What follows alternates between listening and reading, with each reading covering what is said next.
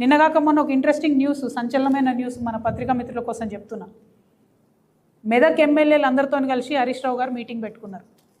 ఆ మీటింగ్లో కూర్చున్న ఒక ఎమ్మెల్యేనే నాకు ఈ ఇన్ఫర్మేషన్ షేర్ చేశారు. ఏమని, ఎన్టీ రామారావు గారిలాగా కేసీఆర్ గారు కూడా గొప్ప మనిషి, కాకపోతే ఆయన కొడుకుకి వారసత్వం లేదు, కాబట్టి బీఆర్ఎస్ పార్టీ నాకే వస్తుంది, మనం మెదక్లో అన్నీ కూడా గెలుచుకుందాము, తర్వాత బీజేపీతో అగ్రిమెంట్ పెట్టుకుందాము అని చెప్పి వారు స్పష్టంగా చెప్పినట్టుగా ఎమ్మెల్యే గారు నాకు చెప్పడం జరిగింది. అంటే మెదక్ని వేదిక చేసుకొని బీఆర్ఎస్ పార్టీని హస్తగతం చేసుకొని ఎన్టీ రామారావు గారి పేరు తీసిరంటేనే ఈయన కేసీఆర్కి వెన్నుపోటు పొడుస్తాడు అనేది మనం స్పష్టంగా అర్థం చేసుకోవాలి. మరి బీజేపీ వాళ్ళతో ఈయనకు అండర్స్టాండింగ్ ఉందని నువ్వెట్లా అంటావు అంటే, ఒక పేరు చెప్తున్నా రాసుకోండి, Raj Pushpa open sky villas. Raj Pushpa open sky villas, ఇది ఇంట్రెస్టింగ్ ఉంటుంది చాలా. ఈ రాజ్ పుష్ప ఓపెన్ స్కై విల్లాస్లో ఒక ఇంటి నుండి పాలల్లో పసుపు మిరియాలు కలిపి హరీష్ రావు గారి ఇంటికి పోతాయి. అంటే అది కోడ్ అన్నట్టు.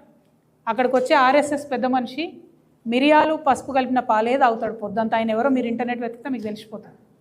ఆ పెద్ద మనిషి ఆడికి వచ్చిన రోజు హరీష్ రావు గారి ఇంటికి పాలు పోతాయి అన్నట్టు. పోగానే హరీష్ రావు గారు ఆయన కార్యక్రమాలను బంద్ పెట్టుకొని ఆ ఇంటికి పోతాడు. అక్కడ ఆర్ఎస్ఎస్ పెద్ద మనిషితో పలు దఫాలుగా మీటింగ్ జరిగింది. ఈ టోటల్ అండర్స్టాండింగ్ ఏంటంటే బీఆర్ఎస్ పార్టీని హస్తగతం చేసుకొని వెన్నుపోటు వచ్చే రాజకీయం. సరే, నేను బీఆర్ఎస్ పార్టీలు లేను, బీఆర్ఎస్ పార్టీ ఏమైతే నాకేందో అది 1000 చెక్కలైనా 3 ముక్కలైనా నాకు వచ్చేది లేదు, పోయేది లేదు. కానీ ఇక్కడ హరీష్ రావు గుంటనక్క అనేటటువంటి వ్యక్తి యొక్క వ్యక్తిత్వం తెలంగాణ ప్రజలకు తెలవాలి కాబట్టి చెప్తున్నా. ఉన్న పార్టీని, ఉన్న ఇంటిని, తిన్నింటి వాసాలు లెక్కబెట్టేటటువంటి వ్యక్తిత్వం.